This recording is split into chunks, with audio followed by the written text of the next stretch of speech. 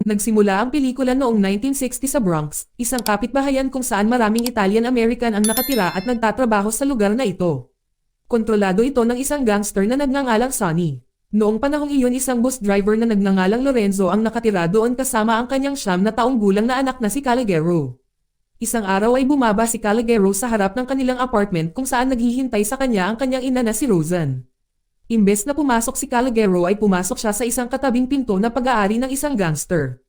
Ang bar ay pinamamahalaan ng isang lalaki na nagngangalang Tony. Ngunit ito ay talagang pag-aari ni Sonny upang itago ang kanyang mga ilegal na gawain. Si Sonny ay may ilang mga pinagkakatiwalaang katulong kabilang ang isang lalaking nagngangalang Jimmy. Habang si Calagero ay nanunood sa mga gangster ay bigla siyang hinablot ng kanyang ina at pinagalitan siya sa pagpasok niya sa bar.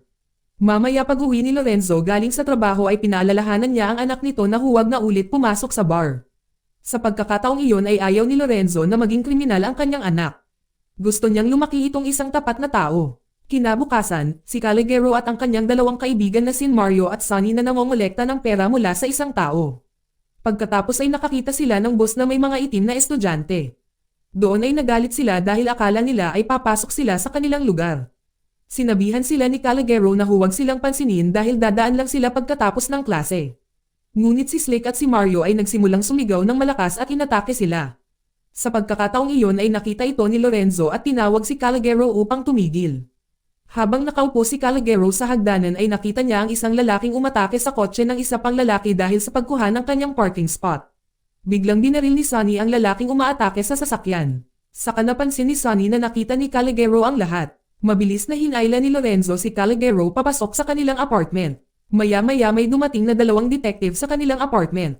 Sinabi nilang nakita ni Calagero ang mga pangyayari at nais nilang tukuyin ni Calagero kung sino ang may hawak ng baril.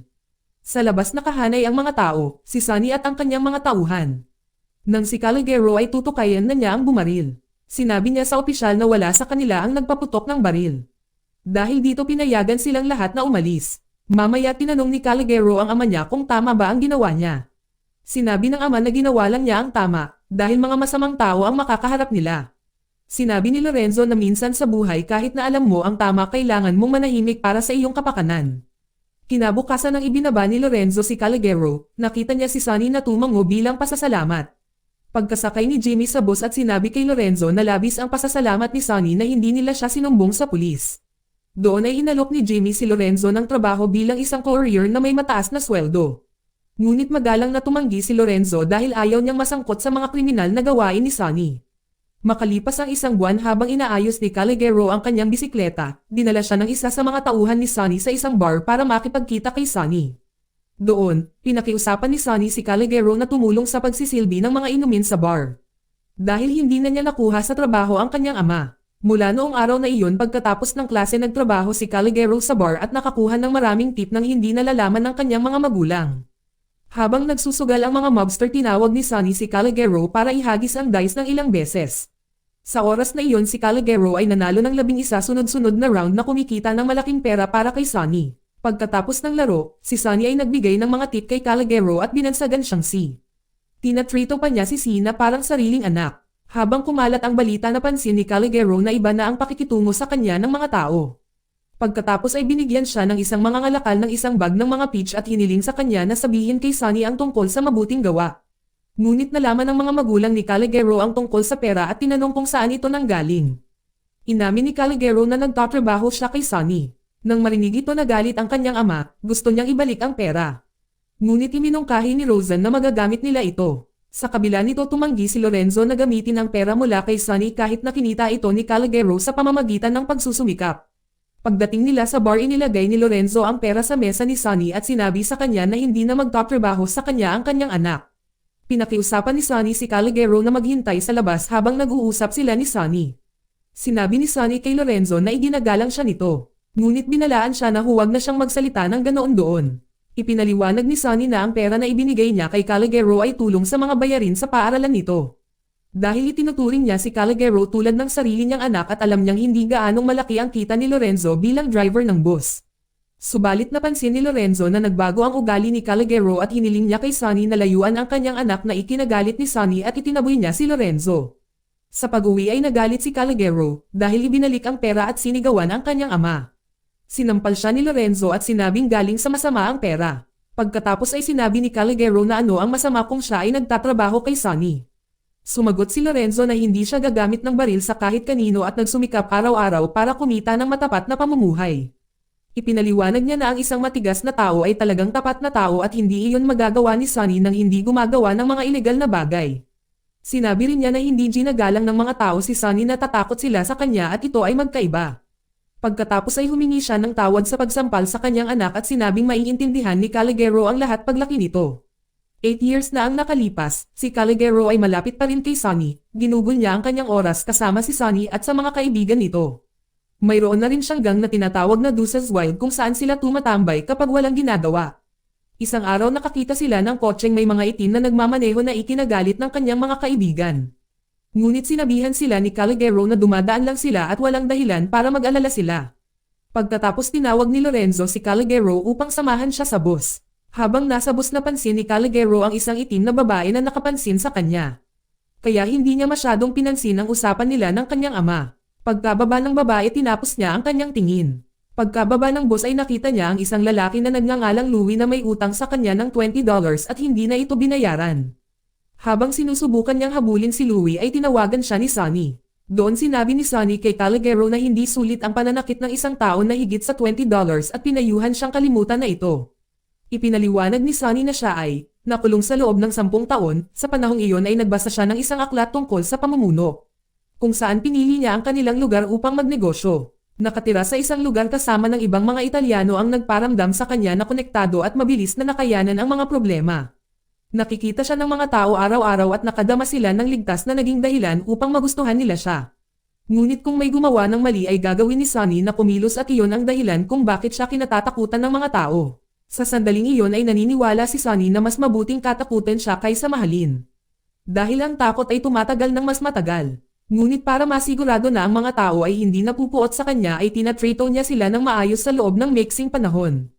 Naputol ang kanilang pag-uusap nang dumating ang isang gang ng motorsiklo. Sa loob sinubukan silang paalisan sa bar ni Jimmy dahil mukhang manggugulo ang mga ito. Gayunpaman ang gang ay na-offend ngunit hinayaan sila ni Sonny na manatili at uminom. Sa kasamaang palad ay nagdudulot sila ng gulo sa pamamagitan ng pagbuhos ng beer. Hindi nila alam na ang bar ay pagmamayari ng mafia. Nang makita ito magalang na hiniling ni Sonny na umalis sila ngunit tumanggi sila at iniinsulto siya. Pagkatapos ay nilock niya ang pinto at sinabi sa kanila na hindi sila maaaring umalis. Napagtanto ng gang na nagkamali sila at ang iba pang miyembro ng mafia ay nagpakita na humahantong sa away. Isang gabi ay nag-alok ng baril ang isang binata kay Calogero at sa kanyang gang. Ang kanilang deal ay naputol nang dumating si Sonny roon. Sinampal ni Sonny ang binata dahil sa panganib sa kanyang lugar at itinaboy ito maliban kay Calogero. Ilang sandali matapos sabihin ni Sonny na ang paggamit ng baril ay hindi magiging isang tunay na lalaki. Nagbabala siya na ang mga kaibigan ni Calogero ay mapapasok lamang sa gulo at pinayuhan si Calogero na huwag sumunod sa kanilang yapak. Dahil hindi para sa kanya ang buhay ng gangster. Kinabukasan sa paaralan nagulat si Calogero nang makita niya ang babae mula sa bus noon. Nang gusto ng kanyang mga kaibigan na tumambay. Sinabi ni Calogero kailangan niyang kumuha ng isang makeup exam. Pero nakipagkita talaga siya sa dalaga, hindi siya sigurado kung paano sisimulan ang isang pag-uusap. Gumaan ang loob niya nang magpakilala ang dalaga bilang si Jane at sinabing gusto niya ang mga Italyano. Habang papunta sa bahay ni Jane na pagkasunduan nilang manood ng sine nang magkasama kinabukasan. Habang papasok sila sa lugar ng babae, huminto si Calogero at hinayaan na umuwi si Jane na mag-isa. Dahil may ilang mga tao doon na hindi gusto si Calogero dahil siya ay isang puti. Mamaya si Calogero ay tumatambay kasama ang mga kaibigan niya, nagalit sila nang makakita sila ng mga itim na nagbibisikleta sa kanilang lugar. Doon sinubukang sabihin ni Calogero sa kanyang mga kaibigan na ang mga taong iyon ay hindi nagdudulot ng gulo at hayaan sila. Ngunit hindi nakinig si Slick at nagsimulang mag-away. Sa kabilang banda si Calogero na ayaw makipag-away ay nagpanggap na tinutulungan ang kanyang mga kaibigan habang sinusubukang panatilihin ligtas ang itim na lalaki. Nung nalaman ni Sonny na si Calogero at ang mga kaibigan niya ay parang tulisan, nagalit siya ng husto at binalaan si Calogero na layuan sila. Si Calogero umamin na ayaw niya talaga sa mga itim pero gusto niya ang babaeng may maitim na balat. Ayaw niyang malaman ito ng kanyang mga kaibigan. Pero doon sinabi ni Sonny sa kanya na huwag pansinin ang mga kaibigan niya na malalagay daw sila sa gulo at mas mahalaga ang babae. Pinayuhan niya si Calogero na sundin ang kanyang puso. Ipapahiram pa ni Sunny ang kanyang kotse para ma-impress si Jane sa kanya. At pinayuhan siya na gawin niya ang lahat para mapalapit kay Jane. Sa bahay ay sinabi niya sa kanyang ama ang tungkol sa isang kaibigan na nakikipag-date sa isang itim na babae at nagtanong para sa kanyang opinyon. Sinabi ni Lorenzo na hindi niya iniisip ang iba't ibang kulay ng balat ngunit naniniwala na ang mga tao ay dapat magpakasal sa loob ng kanilang sariling lahi. Parang madismaya si Calogero sa kanyang ama dahil mas iba siya kay Sunny. Isang araw dinala ni Calogero ang sasakyan ni Sunny para sunduin si Jane. Nilock niya ang pinto gaya ng itinuro ni Sunny sa kanya. Nang dumating si Jane ay mukhang masama ang loob niya. Sinabi niya kay Calogero na ang kanyang kuya ay binugbog ng ilang mga Italyano. Noong mga oras na iyon sinabi ni Calogero na wala siya roon. Ngunit dinala ni Jane ang kanyang kapatid upang tingnan kung nakilala niya si Calogero. Noong ang kanyang kapatid ay bumaba sa kotse, kinilala niya si Calogero bilang isa sa mga umaatake sa kanya at humantong ito sa pagtatalo. At sa kanyang galit ay hindi sinasadyang nasabi ni Calogero ang isang bagay na masama na agad niyang pinagsisihan. Nang marinig ito lumayo si Jane at ang kanyang kapatid na nakaramdam ng sama ng loob. Pagkabalik ni Calogero sa sasakyan ni Sunny, si Lorenzo ay pinagmamasdan siya mula sa bintana. Doon tinanong ni Sunny kung bakit siya nakabalik kaagad at sinabi niyang magulo ang unang date niya. Samantalang sa bahay ay pinaalalahanan ni Lorenzo si Calogero na layuan si Sunny na nagsasabing wala siyang tiwala kay Sunny at maaaring sasaktan niya si Calogero kung manggugulo siya. Pero tinawag ni Calogero ang kanyang ama at mga ninuno na natalunan. Mamaya sa kanilang tambayan na lugar, sinabi ng mga kaibigan ni Calogero na sinira ng mga itim ang kanilang lugar at gusto nilang maghayganti. Nang dumating si Sunny at nagtakbuhan ang mga kaibigan ni Calogero, galit na tinanong ni Sunny kung saan dinala ni Calogero ang kanyang sasakyan dahil may bomba ito noong ibinalik ito ni Calogero. Pagkatapos ay tapat na ipinaliwanag ni Calogero ang lahat at sinabing hinding-hindi niya maaaring ipagkanulo si Sunny. Dahil sa parang ama na niya ito. Nang papaalis sila, dumating si Lorenzo at tinanong niya si Sunny kung ano ang ginagawa nila sa kanyang anak. Sinaktan ng mga tauhan ni Sunny si Lorenzo at sinabing huwag mambintang ng masama. Pagkatapos si Calogero ay nakipagkita sa kanyang gang na nagbabalak na maghayganti sa paraan ng pagpapakita sa kanya ng kanyang kaibigan ng mga armas na nagpapabagal kay Calogero. Sa isang stoplight ay nagpakita si Sunny at sinabihan si Calogero na bumaba ng sasakyan. Nang sinubukang pigilan siya ni Slick binugbog siya ni Sunny at hinayla si Calogero palabas. Bago umalis binalaan ni Sunny ang barkada na layuan si Calogero. Sa bar sinabi ng isa sa mga tauhan ni Sunny kay Calogero na may naghahanap sa kanya na babae. Napagtanto niyang si Jane iyon, sinabi sa kanya ni Jane na inamin ng kanyang kapatid na sinubukan siyang tulungan ni Calogero noon. Pagkatapos ay ibinahagi niya ang kanyang damdamin kay Jane, nang banggitin muli ni Jane ang kanyang kapatid. Naalala niya ang mga plano ng kanyang kaibigan at hinimok siya na umalis. Nang na-unlock ni Jane ang pinto para sa kanya ay natuwa siya.